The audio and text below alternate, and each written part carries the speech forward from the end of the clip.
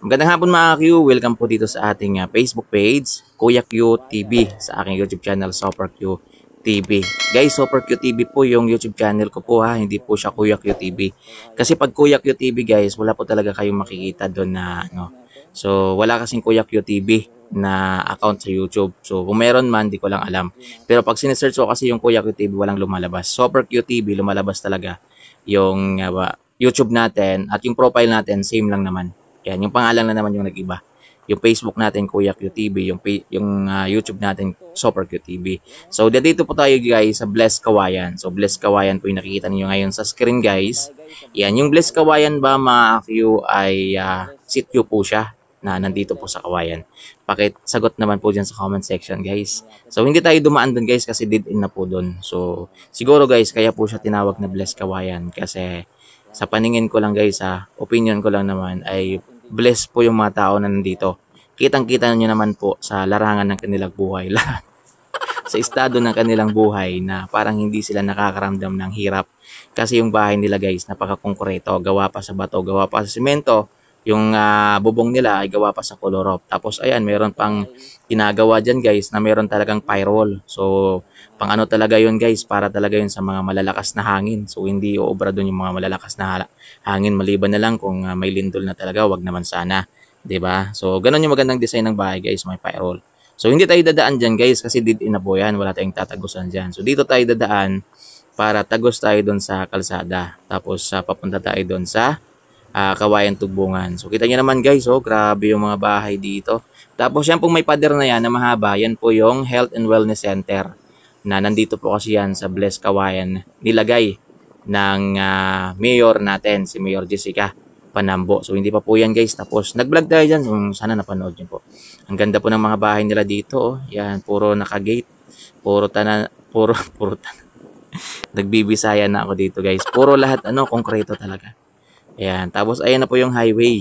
Ayan, so lumabas na po tayo ng Bless Kawayan. So, hindi ko alam guys kung anong road na to, anong sitio dito guys. Pero tawagin lang natin Kawayan. Yan. Kawayan na yung tawag natin dito dahil dito naman tayo sa sitio Kawayan. Tapos malapit na tayo dun sa cruising. Yun, yung papasok ng Kawayan Tugbungan. So ayan kita nyo naman mayroong signage sa labas.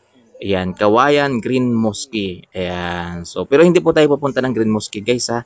So, later po, magbablog po tayo doon sa papuntang Green Mosque. Yung pinuntahan mo natin guys, dito muna sa kabilang side, yung tagos po siya ng Pulo Lasabima. Ayan. So, doon tayo muna dumaan guys.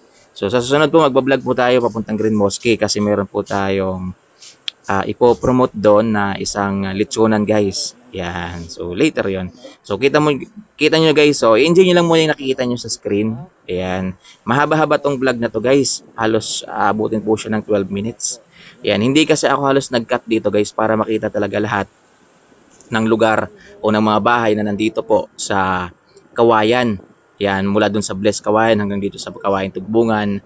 Kasi mahirap na guys, baka mag-cut tayo tapos merong viewers tayo guys na taga dito at nagkataon na yung bahay nila ay hindi nakuha sa vlog natin. Baka magtampo, di ba? Kaya hindi na muna tayo nag-cut. Ayan, so pasensya na muna kayo, medyo mahaba-haba. Ayan, para kasi to guys sa mga matagal-tagal na rin hindi nakakauwi sa lugar na to. Matagal-tagal ng nasa ibang bansa, nasa ibang lugar. Yan, para po sa inyo to guys. Para kahit paano makita rin ninyo yung lugar na naging bahagi na rin ng buhay ninyo. Yan, so shout out po kila ma'am. Oh. Yan. Alam nyo guys, nakita ko si ma'am, ngumiti po siya. Hindi ko lang alam kung tayo, nakikilala tayo. Or nagulat siguro siya kasi may camera po yung helmet natin. So, ganon. Tapos guys, meron ditong gawaan ng hollow block. Ayan, so RCM. Yan. Hollow block sa yung pangalan.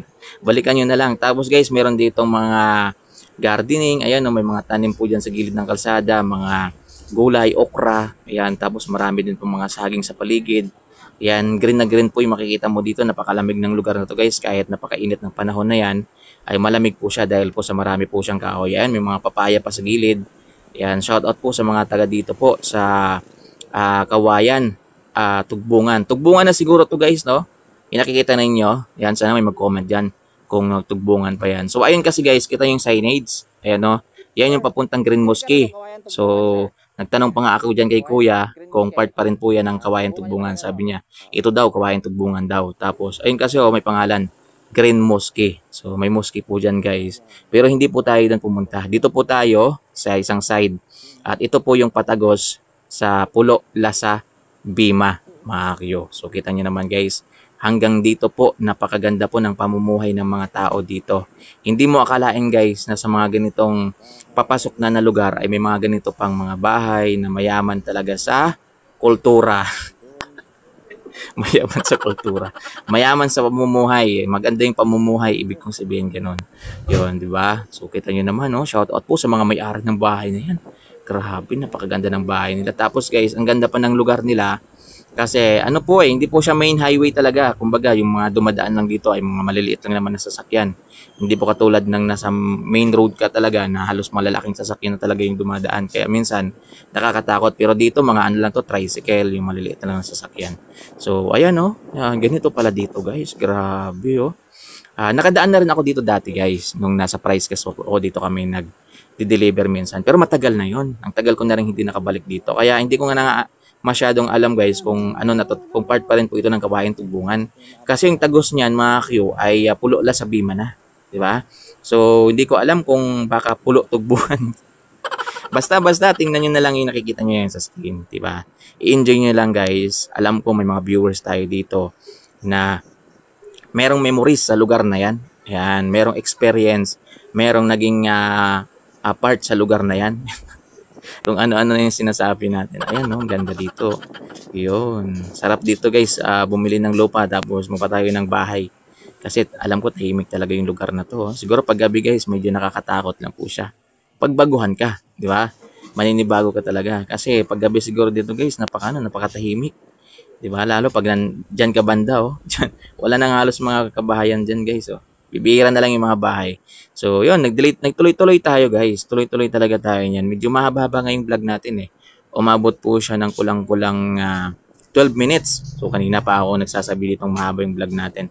Yan. Basta guys, ano nyo na lang, scroll nyo na lang. Kung halimbawa, taga dito ka, tapos medyo malayo-layo pa yung inyo guys, scroll nyo na lang. Doon ka sa part na malapit na sa inyo. Hindi kasi ako nag-cut dyan guys. Kasi baka mamaya mag-cut. May magtampo na naman, di ba? So, manghihina na naman tayo. Sasabihin, ipipm na naman tayo. Kakyo, ba't hindi naman nakuha yung bahay namin? Diba? Malulungkot na naman tayo guys. Kasi, andun pala siya, nanonood pala siya sa atin. Tapos, kinat natin yung bahay nila. Ayan meron palang basketball court yan guys. Yan. So, nung dumaan ako, walang naglalaro Walang naglalaro ng basketball nung dumaan tayo. Ayan, hanggang dito guys, napakaganda talaga ng mga bahay. Grabe, no? Yan. Tapos, merong chapel dyan guys, Ayan, merong chapel dyan na makikita mo. Yan. So yan kasi guys, mamaya babalik tayo diyan, then tayo dadaan sa may ano na yon. Yung parang kalsada na yon. So dito muna, diretso muna tayo. Yan, hanggang dito guys, magaganda talaga yung mga bahay, yung shoutout kila sir. Yan, kasi sa unahan yan guys, doon na makita nyo, mayroong pabahay diyan. Mayroong pabahay, kaya binidyohan ko lang sa saglit, saka bumalik po ako. Pero sa sunod guys, mag-explore po tayo diyan. Iikutin po natin yung pabahay na yan. Yan, kasi mga oras na yan guys, medyo nagmamadali na ako. Kasi meron pa akong susunduin na estudyante. Kaya ayan Ayan. Noong una guys, nung pumunta ako dito, hindi pa ganyan kalinis yung pabahay na yan. Wala pa halos nakatira. Ngayon may mga nakatira na. Kita nyo naman Yan. Kulay blue po yung kulay ng pabahay dito guys. Yan. Sa mga yan sa mga Yolanda Survivor. Yan. Para dun sa kanila. Kasi wala halos nakatira dyan guys. Walang halos na nakatira dyan guys. Ayan, bibihira lang meron pang mga bakante talaga. So, ayun nga, bumalik tayo. Ayan, kasi doon tayo dadaan sa kabila. Kanina sa tinuro ko, doon sa harap mismo ng chapel. So, yun guys, yung kalsada, patagos na po yun ng Pulo Lasa Bima. Yun, shoutout po sa mga taga Pulo Lasa Bima. Ayan, so panoorin nyo na lang guys yung vlog natin. May nag-request rin kagabi sa live natin na kung pwede daw natin na may vlog yung Pulo Lasa Bima. Subutin na lang guys. Bago pa na-request ni ma'am, nakagawa na tayo ng video. Ayan ayun yung video, makita niya. Ayan guys, yung kalsada na yan, papunta na po yung Pulo Lasa Bima. So, yun nga yung nagdadalawang isip mga guys, baka yung part na yon na dinaanan natin kanina, baka Pulo Tugbungan na po yung tawag. Kasi may narinig po ako guys, na isa po nating followers, na sabi niya, Kuya Q, puntahan mo naman yung Pulo Tugbungan. Sabi ko, may Pulo Tugbungan ba? So baka yun guys, yung dinaanan natin kanina. Hindi po ako sure. Basta ito, panoorin niyo na lang. Ito yung tagos na to ng Lasabima na. Highway na po yung lalabasan natin ito mga Q. So ayan no, ganda talaga ng lugar. Mga Q, enjoy nyo na lang yung nakikita nyo dito sa screen natin. Yan, sana po ay nahagip po ng camera yung mga bahay ninyo guys para kahit papano po yung mga malayo na po sa lugar na to, yung mga matagal na pong hindi nakaka-uwi dito ay makita naman nila. Diba? So ayan po guys yung yung anong tawag dyan, dump site, yung lagay ng mga basura. Yan, yung mga kinukolektang basura dito sa New Washington, doon nila nilalagay. Yan, nabubulol na naman ako. Yan, sino ba naman hindi mabubulol guys? Ang haba-haba ng natin. Halos umabot po siya ng, buti na lang hindi po siya nagkalahating oras. Ayan. So merong dyan guys, nagdi-deliver dati kami dyan eh. Merong bakery. Ayan.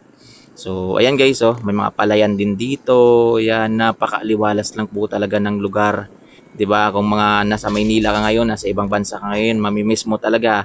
Tapos dito ka, naging part ka ng lugar na yan. Estudyante ka, naglalakad ka dyan dati, matagal na panahon mong naging kasama yung lugar na yan at ngayon medyo malayo-layo ka na, hindi mo na halos nakikita, mamimiss mo talaga. Grabe guys, grabe yung mga pinagsasabi natin dito.